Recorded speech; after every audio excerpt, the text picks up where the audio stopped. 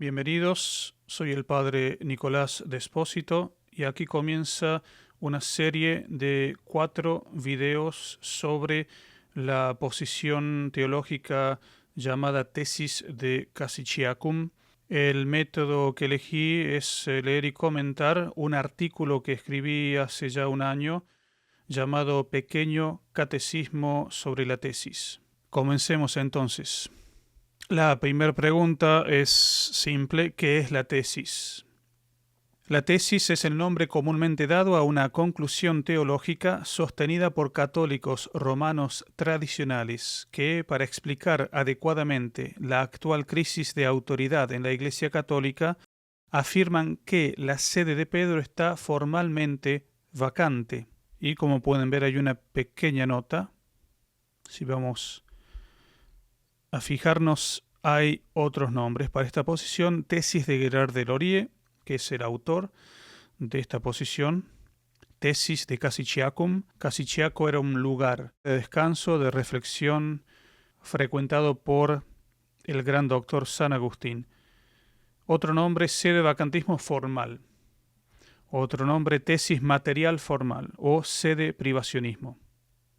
Expliquemos un poco los términos. Una conclusión teológica, en latín sentencia teológica, es una doctrina teológica firme y cierta que fluye de principios que se derivan de la revelación y de la recta razón.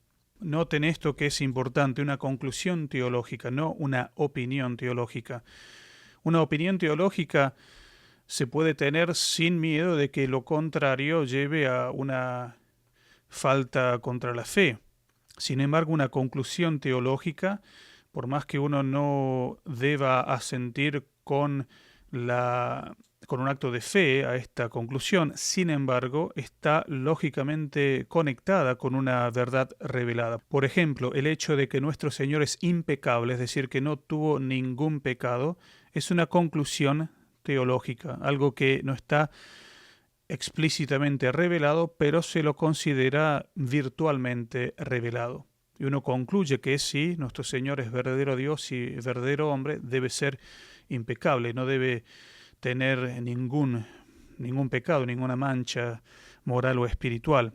Eso es una conclusión teológica. Una opinión teológica se puede tener sin que lo contrario lleve a una herejía o a la negación de algo revelado. Por ejemplo, San Buenaventura dice, como opinión teológica, que antes de que uno se vaya a confesar, recibir el sacramento de la penitencia, uno debe hacer un acto de contrición perfecta.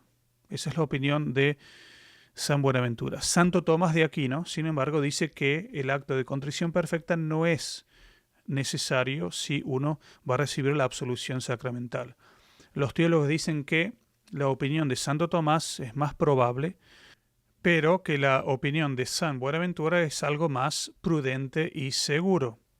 Una conclusión teológica es algo mucho más firme y cierto, que exige el asentimiento del intelecto, de tal modo que si uno fuera a negarse a concluir ciertas verdades teológicas, uno estaría lógicamente obligado a negar una verdad revelada. En el caso que nos concierne, si uno afirma que la sede de Pedro no está vacante, es decir, que hay verdaderos papas hoy en día, uno estaría obligado, lógicamente, a negar ciertos aspectos de la Iglesia que son necesarios, que están conectados con la fe. Por ejemplo, la indefectibilidad de la Iglesia Católica, es decir, que la fe y la religión católica no puede cambiar sustancialmente. Esto está prometido por Cristo nuestro Señor y hay una protección del Espíritu Santo que nos asegura que la Iglesia nunca va a cambiar en las cosas esenciales. Pero si uno dice que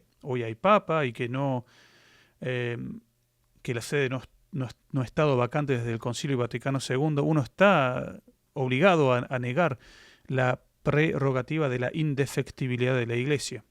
Bueno, dijimos que esta es una posición de católicos romanos tradicionales, en oposición a católicos novus ordo. Tradicionalismo es el nombre genérico dado al movimiento católico que rechaza los cambios doctrinales, disciplinarios y litúrgicos del Vaticano II. Los católicos tradicionales asisten a la misa tradicional en latín. Los católicos Novus Ordo son católicos bautizados que o bien están de acuerdo con las doctrinas del Vaticano II o bien desconocen el concilio en sí o la naturaleza de los cambios. Los católicos Novus Ordo asisten al Novus Ordo Missae, al nuevo rito de la misa aprobado por Pablo VI, que es la expresión litúrgica del Concilio Vaticano II. De ahí el nombre. Algunos católicos Novus Ordo asisten a la misa tradicional en latín en lugares aprobados por el obispo local Novus Ordo. La definición de nuestra posición habla de una crisis, la crisis actual de autoridad, es decir, la actual jerarquía católica privada del poder de gobernar la Iglesia. La autoridad o jurisdicción eclesiástica es el poder público de gobernar y conducir a los fieles hacia la vida eterna. La tesis sostiene que el actual ocupante de la sede de Pedro, aunque válidamente elegido, no ha recibido la autoridad papal debido a un impedimento. Esta definición de autoridad eclesiástica es muy importante. Entender que ahí está todo. En esa definición está todo lo que necesitamos saber, que la autoridad eclesiástica se da con un solo objetivo, la salvación de las almas. Ya aquí se ve lo que la tesis va a afirmar, que si una persona tiene la intención de hacer algo que es contrario a la doctrina que lleva a la salvación de las almas, a la vida eterna, por esa misma razón, tal persona no puede tener autoridad de Cristo para gobernar la Iglesia. Toda autoridad, sea civil o eclesiástica, vienen de Dios, no de los hombres. La democracia moderna nos quiere hacer creer que la autoridad viene de los hombres, de la mayoría, dándole la autoridad al elegido por el pueblo. Y lo mismo así en la iglesia, que como que la iglesia, los cardenales, los obispos son los que otorgan de alguna manera autoridad al Papa, y no es así. Lo único que puede hacer el pueblo, en el caso de un país, de una nación, es elegir a quien quiere que sea el representante de ese pueblo. La autoridad viene de Dios. A aquella persona elegida, sea por medio democrático, sea por monarquía hereditaria, cualquiera sea la razón de tener a alguien elegido para ese cargo, la autoridad viene de Dios. En la iglesia es más claro todavía. Los cardenales se eligen, esa es la parte humana, legal, pero la autoridad viene de Cristo mismo para regir, gobernar la iglesia. La tesis habla de vacancia formal, en oposición a los que reconocen y resisten la autoridad de los papas del Vaticano II. Estos son los lefebristas, reconocen y resisten. La única actitud que es verdaderamente católica es la de someterse al Papa y obedecerle al Papa, si hay Papa. Pero los lefebristas dicen que hay Papa, pero no hay que obedecerle, hay que resistirlo. Esto no es una posición o una actitud católica la lefebrista. También la tesis se diferencia de los que no reconocen ni autoridad ni elecciones válidas desde la muerte del Papa Pío XII. A estos los llamamos sedevacantistas totalistas, es decir, que está la sede de Pedro totalmente vacante, por así decirlo. Es decir, no hay ni papa ni elecciones al papado desde la muerte de Pío XII. Nosotros no decimos eso, decimos que no hay papa, pero sí hay elecciones que se continúan válidas, por razones que vamos a explicar en detalle más adelante. ¿Quién fue el primer defensor de la tesis? El primer proponente de la tesis fue el reverendísimo Michel-Louis Guérard de Laurier, O.P., es decir, dominico, que nació en 1898 y falleció en febrero de 1988. Y Monseñor Guérard de Laurier fue realmente un teólogo preconciliar. Es más, era conocido como tomista y también por denunciar y perseguir a los proponentes de la teología nueva, lo que sería la teología del Concilio Vaticano II más adelante. Monseñor Guérard de Laurier también, entre otras cosas, participó de la proclamación del dogma de la Asunción, es decir, en el documento, en el estudio de dicho dogma. También era uno de los confesores del Papa Pío XII. Pío XII quería que Gerard de Laurier fuese cardenal. Sin embargo, el gobierno de Francia, de Gaulle, se opuso a esto. En otra ocasión podemos hablar más de Monseñor Gerard de Laurier, una persona muy preparada, también muy piadosa. Pregunta número 3. ¿En qué se basa la tesis para afirmar que la sede de Pedro está formalmente vacante? La base de la afirmación de la tesis de que la sede de Pedro está formalmente vacante es la imposición universal de las doctrinas del Vaticano II. La tesis sostiene que el Vaticano II ha impuesto una nueva y falsa religión a las instituciones de la Iglesia. La tesis no sostiene que los papas del Vaticano II sean falsos papas porque sean herejes, como algunos sostienen, sino porque pretenden imponer la herejía a la Iglesia universal. La crisis actual no es un problema sobre el Papa en cuanto persona privada, hasta el punto de ser quizás hereje público como individuo privado. La tesis argumenta que es imposible que el Papa y la Iglesia Católica Romana impongan universalmente una religión falsa, ya que esto destruiría la unidad, santidad, catolicidad y apostolicidad de la Iglesia. La imposición de doctrinas falsas es una defección y la defección no puede atribuirse a la verdadera Iglesia de Cristo. Y aquí nos diferenciamos de los sedevacantistas totalistas que utilizan el argumento de la herejía en el Papa y las diferentes opiniones sobre las consecuencias de la herejía en el Papa a fin de explicar lo que está pasando en la Iglesia. Ellos citan, por ejemplo, a San Roberto Bellarmino y dicen que es por causa de herejía que estos papas del Vaticano II han perdido la autoridad. Nosotros no entramos en esa controversia, y que es una controversia porque justamente San Roberto explica que hay 5 opiniones al respecto, es decir, sobre la cuestión hipotética del Papa hereje. Hay teólogos como Cayetano, que es un teólogo serio, y la escuela dominicana, que afirma que un papa hereje retiene autoridad hasta que la Iglesia no determine legalmente que haya herejía y que haya una deposición del Papa. Es decir, hasta la deposición misma, el Papa retendría la autoridad pontificia. San Roberto dice que el Papa la pierde ipso facto, pero incluso ese ipso facto hay que entenderlo después de una advertencia por parte de los obispos o los cardenales a fin de obtener certeza sobre la pertinacia del Papa, porque el común de los teólogos enseña que si un Papa se arrepiente de la herejía después de esa advertencia canónica, la autoridad está presente en esa persona, o le vuelve o nunca la perdió, pero está presente si se arrepiente el Papa hereje. Como no ha habido una advertencia canónica por parte de los cardenales u obispos, nunca sabremos qué es lo que sucedería si se presenta este monitum canonicum, esta advertencia canónica a Francisco en este caso o a otros así llamados papas del Vaticano II. Nosotros no entramos en esa controversia, ipso facto o no ipso facto, si retiene una autoridad un papa hereje, o si incluso si es posible que un papa pueda caer en herejía como doctor privado. Es una de las opiniones que incluso San Roberto tiene como probable. Es decir, que un papa no puede ni como doctor privado caer en herejía. Las razones que él da para la probabilidad de esa sentencia es que nunca en la Iglesia Católica un papa cayó en herejía como doctor privado. Y él conocía obviamente los diferentes casos históricos de Honorio, Liberio, etc.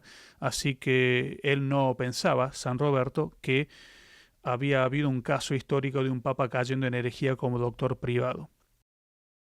Repito, la tesis no entra en esta discusión, debate o controversia. La tesis afirma que el obstáculo se presenta antes, es decir, entre la elección y la aceptación, que no hay una aceptación válida a la elección, hay un defecto de consentimiento por el cual la autoridad de Cristo no se hace presente en el Papa electo. Así que la cuestión planteada por la tesis es completamente diferente a la controversia del Papa hereje.